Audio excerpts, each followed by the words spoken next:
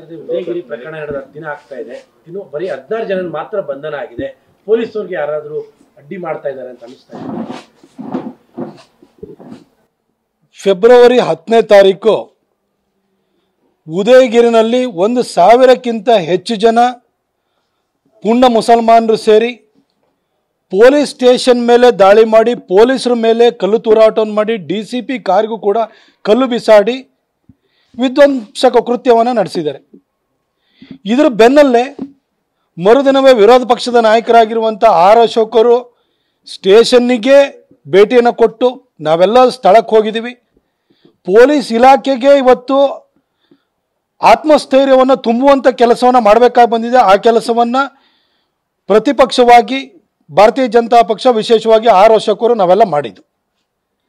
ಈ ಘಟನೆ ನಡೆದು 2-3 ದಿನ ಆದ ನಂತರ ಸ್ಥಳಕ್ಕೆ ಭೇಟಿ ಕೊಟ್ಟಂಥ ಪರಮೇಶ್ವರ್ ಅವರು ಪೊಲೀಸ್ ಇಲಾಖೆಯನ್ನೇ ದಾಳಿಯ ಕೇಂದ್ರವನ್ನಾಗಿ ಮಾಡಿಕೊಂಡಂತಹ ಪುಂಡ್ರ ವಿರುದ್ಧ ಕಠಿಣವಾದಂಥ ಕ್ರಮವನ್ನು ಕೈಗೊಳ್ಳಿ, ಎಲ್ಲರನ್ನ ಹೆಕ್ಕಿ ತೆಗೆದು ಅವ್ರನ್ನ ಅರೆಸ್ಟ್ ಮಾಡಿ ಅಂತೇಳಿ ನಿರ್ದೇಶನ ಕೊಡಲಿಕ್ಕೆ ಬಂದಿದ್ದಾರೆ ಅಂತ ನಾವು ಭಾವಿಸಿದರೆ, ಆದರೆ ಪರಮೇಶ್ವರ್ ಅವರು ಪೊಲೀಸರು ಇನಿಷಿಯಲ್ ಆಗಿ 16 ಜನ ಬಂಧಿಸಿದ್ರೆ ಅದ ನಂತರ ಯಾರನ್ನ ಬಂಧಿಸಬೇಡಿ ಅಂತ ಹೇಳಿ ನಿರ್ದೇಶನ ಕೊಡಲಿಕ್ಕೆ ಬಂದಿದ್ದಾರೆ ಅನ್ನೋದು ನಮಗಿವತ್ತು 10 ದಿನಗಳ ಆದ ನಂತರ ನಮಗೆ ಸ್ಪಷ್ಟವಾಗ್ತಾ ಇದೆ.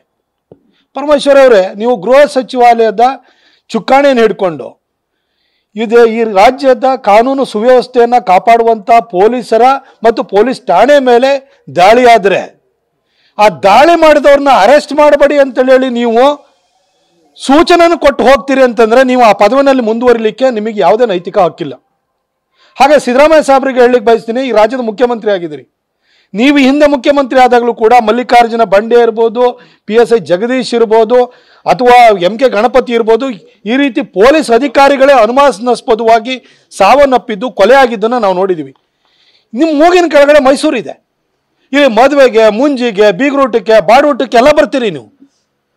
ಮೈಸೂರಿನಲ್ಲಿ ಇಂತಹ ಒಂದು ಪೊಲೀಸ್ ಇಲಾಖೆ ಮೇಲೆ ದಾಳಿ ಮಾಡುವಂಥ ಕೆಲಸ, ಒಂದು ಕೃತ್ಯ ನಡೆದ್ರೂ ಕೂಡ ನೀವು ಯಾಕೆ ಯಾರನ್ನು ಅರೆಸ್ಟ್ ಮಾಡಿಸ್ತಿಲ್ಲ? 1000ಕ್ಕಿಂತ ಹೆಚ್ಚು ಜನ ಅವತ್ತು ಅಲ್ಲಿ ಸೇರಿದ್ದಾರೆ ಅನ್ನೋದನ್ನು CCTV ಫುಟೇಜಲ್ಲಿ ಸಿಕ್ಕಿದೆ. ಅದು ವಿಡಿಯೋಸ್ಗಳಿದೆ, ಮಾಧ್ಯಮದವರು ಮಾಡಿರೋಂಥ ವಿಡಿಯೋಸ್ ಇದೆ. ಪೊಲೀಸ್ ಇಲಾಖೆಯವರು ಸ್ಪಷ್ಟವಾಗಿ ಕಮಿಷನರ್ಗೂ ಮತ್ತು DCP ಅವರು ನಮಗೆ ಭರವಸೆಯನ್ನು ಕೊಟ್ಟಿದ್ರು. ಆ ರಸ್ತೆಯಲ್ಲಿ ಆ ಸುತ್ತಮುತ್ತ ಬರುವಂಥ ಯಾವುದೇ CCTV ಕ್ಯಾಮ್ರಾಗಳು ಅಂಗಡಿ ಮುಂಗಟ್ಟಲ್ಲಿರ್ಬೋದು, ಯಾವ ಮನೆಯಲ್ಲಿರ್ಬೋದು, ಎಲ್ಲದನ್ನು ತೆಗೆದು ನಾವು ಯಾರನ್ನು ಈ ಕೃತ್ಯದಲ್ಲಿ ಭಾಗಿಯಾಗಿದ್ದಾರನ್ನ ಪತ್ತೆ ಹಚ್ಚುತ್ತೀವಿ ಅಂತ ಭರವಸೆಯನ್ನು ಕೊಟ್ಟಿದ್ರು ಆರ್ ಅಶೋಕ್ ಅವರ ಮುಂದೆ. 16 ಜನ ಇನಿಷಿಯಲ್ ಆಗಿ ಅರೆಸ್ಟ್ ಮಾಡಿದ ನಂತರ ಯಾಕೆ ಯಾರನ್ನ ಅರೆಸ್ಟ್ ಮಾಡ್ತಿಲ್ಲ? 1000ಕ್ಕಿಂತ ಜಾಸ್ತಿ ಜನ ಬಂದಿದ್ದಾರಲ್ಲ, DCP ಕಾರ್ ಮೇಲೆ ಕಲ್ಲು ಹೊಡೆದಿದ್ದಾರಲ್ಲ, ಅವ್ರನ್ನ ಯಾಕೆ ಅರೆಸ್ಟ್ ಮಾಡ್ತಿಲ್ಲ? ಯಾಕೆ ಅರೆಸ್ಟ್ ಮಾಡ್ತಿಲ್ಲ ಅಂದರೆ ಮುಸಲ್ಮಾನರನ್ನು ಓಲೈಸುವಂಥದ್ದು ಈ ಸರ್ಕಾರದ ಒನ್ಲೈನ್ ಅಜೆಂಡಾ ಆಗಿದೆ. ಭಾಳ ದುರ್ದೈವದ ಸಂಗತಿ ಅಂತಂದರೆ, ಗೃಹ ಸಚಿವರಾಗಿರುವಂಥ ಪರಮೇಶ್ವರ್ ಅವರು ಬಂದು ಅರೆಸ್ಟ್ ಮಾಡಬೇಡಿ ಅಂತೇಳಿ ನಿರ್ದೇಶನ ಕೊಟ್ಟು ಹೋಗುವಂತಹ ಸ್ಥಿತಿಗೆ ಈ ರಾಜ್ಯದ ಕಾನೂನು ಸುವ್ಯವಸ್ಥೆ ಇವತ್ತು ಹೊರಟೋಗಿದೆ.